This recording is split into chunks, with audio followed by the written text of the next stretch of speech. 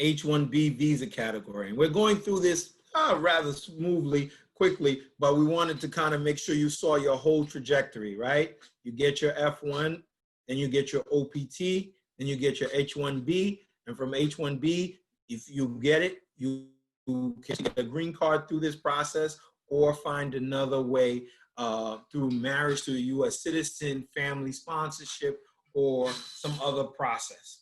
So let's talk about H1Bs. Next slide. As a definition, the H-1B is a visa non-immigrant category that allows U.S. companies to employ graduate level workers in specialty occupations. Emphasis is on the specialty occupation. The idea of the H-1B visa program is to allow people who have extra special skills, that there is a shortage of U.S. workers for that purpose, and to allow companies to continue to grow and have the employees they need. So you should be able to show technical expertise in a specialized field such as IT, finance, accounting, architecture, or engineering. Any professional level job that requires you to have a bachelor's degree or higher can come under the H-1B category of specialty occupation. If you do not have a bachelor's degree or higher, you may be able to show degree equivalents through work experience and other qualifications. And so what happens in the law office is that we look at your resume and your background from your country and try to see whether or not you can take the job. You must understand that applying for H-1B must be a match. What do I mean by a match? You must be in a situation where the job opening is for a position that matches your qualifications. Your qualifications may be such that they're not on point as it relates to your actual degree that you've got or getting in America. So whatever you went to school for in the United States might not perfectly match up as it relates to the job description that the employer is putting together for the H-1B application. And that's also a very good point that I want to emphasize. This is an employer program, meaning you as the employee are not really in charge. Now, many times employees will take the lead because some employers are unfamiliar with the process of applying for this. But the visa currently is sitting in the pocket of the employer. Therefore, their tax returns, their documents, and everything must be submitted as well as yours.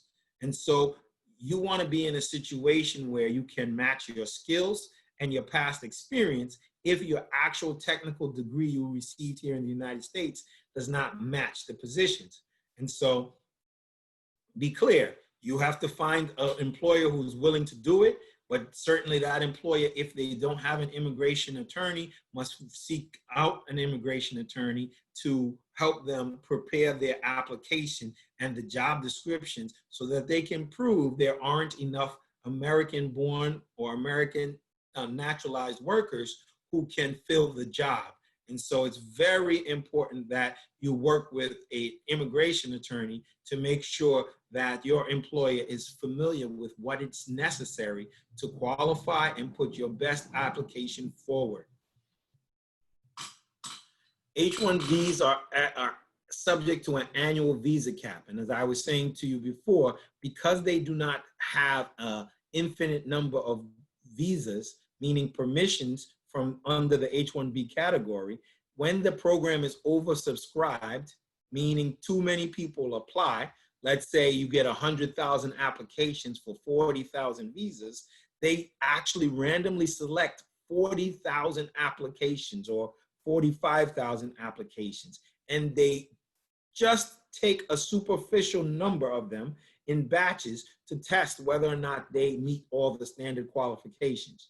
So if the person didn't graduate, if the job description doesn't match their resume, their degree, or their courses, then those applications get thrown out and they go to the person who's, let's say, number 45,106, and they go through that process until all the visas have been expended.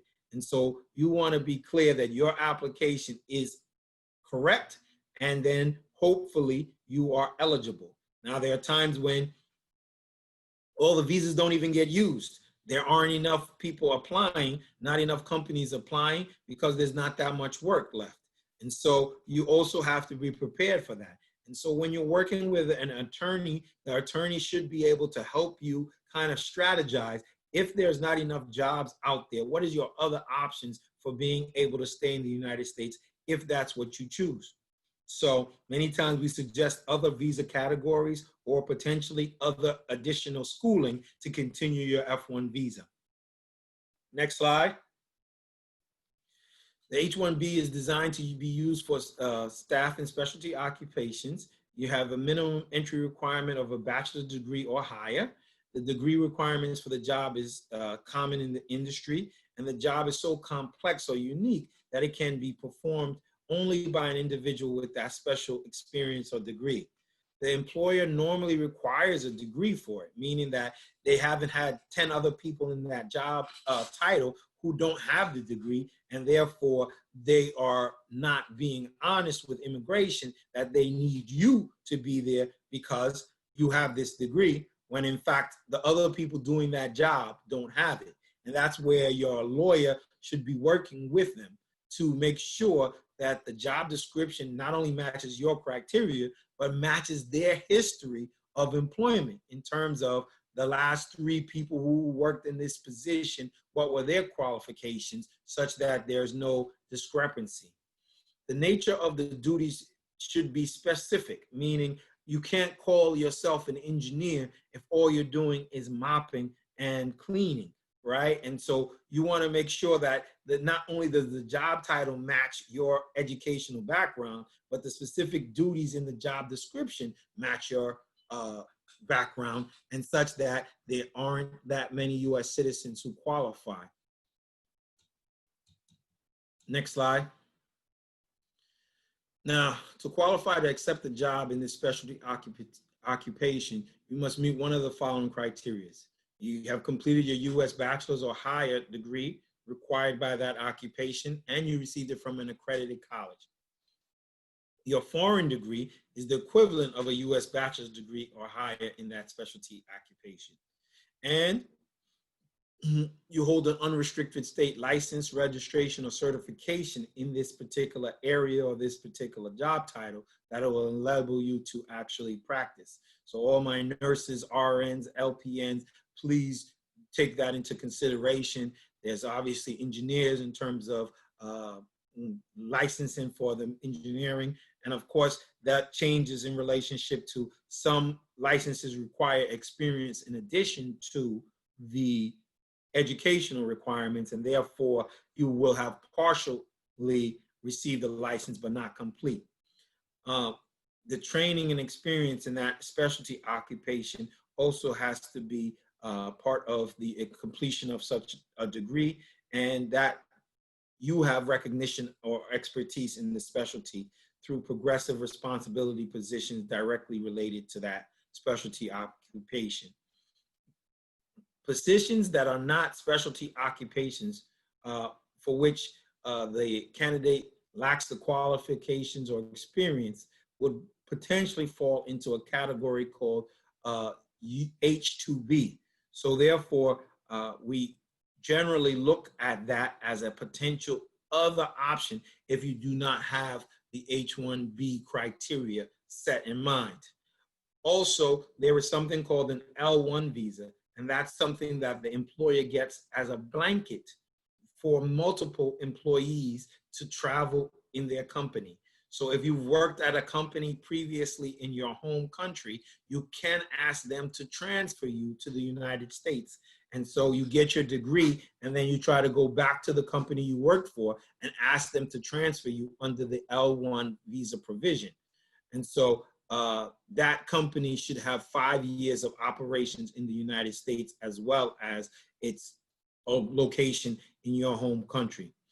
The employee must have worked at that subsidiary or the parent or the affiliate branch of the US company for at least 3 out of the last 5 years. And so what happens is usually people who go for an MBA or some less than 2-year program would then be coming back to the old company in the US office and would be able to transfer from their OPT or their H1 or the H1B or even their F1 to the L1 status. Next slide.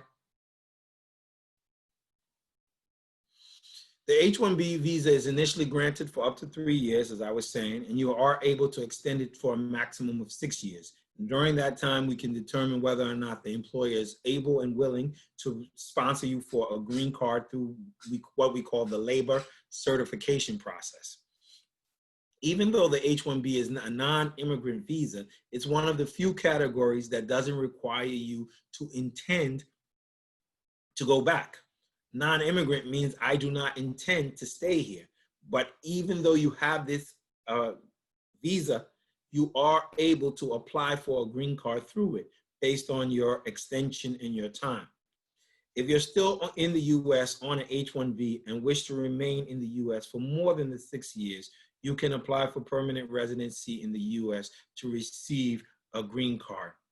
If you do not gain permanent residency prior to the expiration of your H1B, then you must leave outside the US for at least 1 year before reapplying for another H or L visa.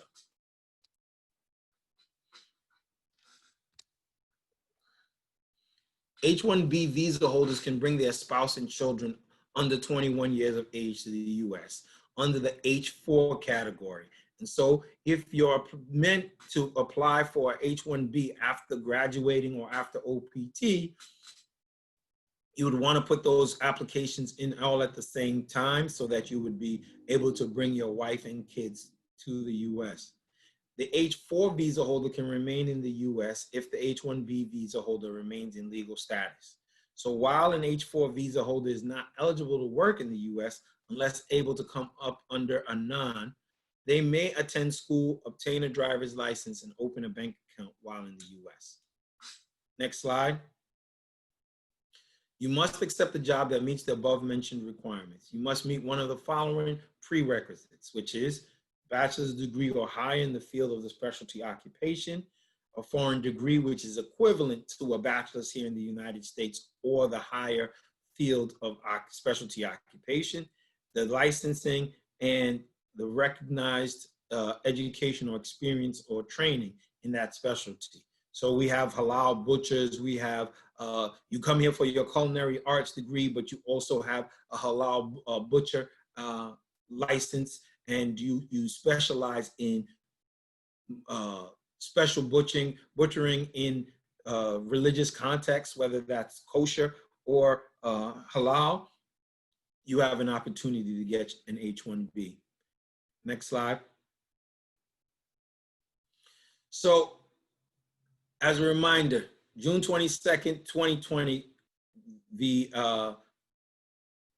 effect of that proclamation was, as of June 24th, the end of visas for the following classes: adults, children, parents of the US citizens, and siblings of US citizens. DV or diversity lottery holders were all excluded from the United States. This order from the president also does the following. It bans new applications for H1Bs, H2Bs, or J1 visas. These are people on the outside looking to apply now. So for those of us inside the United States, there is still an opportunity. Currently, the only exceptions to this ban on H1Bs, H2Bs, and J1 visas are children who age out, meaning that their application was pending when they were younger, and now they're older and technically would not apply. People who are applying for an investor visa, healthcare professionals, and individuals who qualify under the national interest waiver. And so if you do cybersecurity, if you do some medical professions, there are still ways for you to get a national interest waiver for that purpose. Now that it has been extended, the proclamation expires on December 31st, 2020.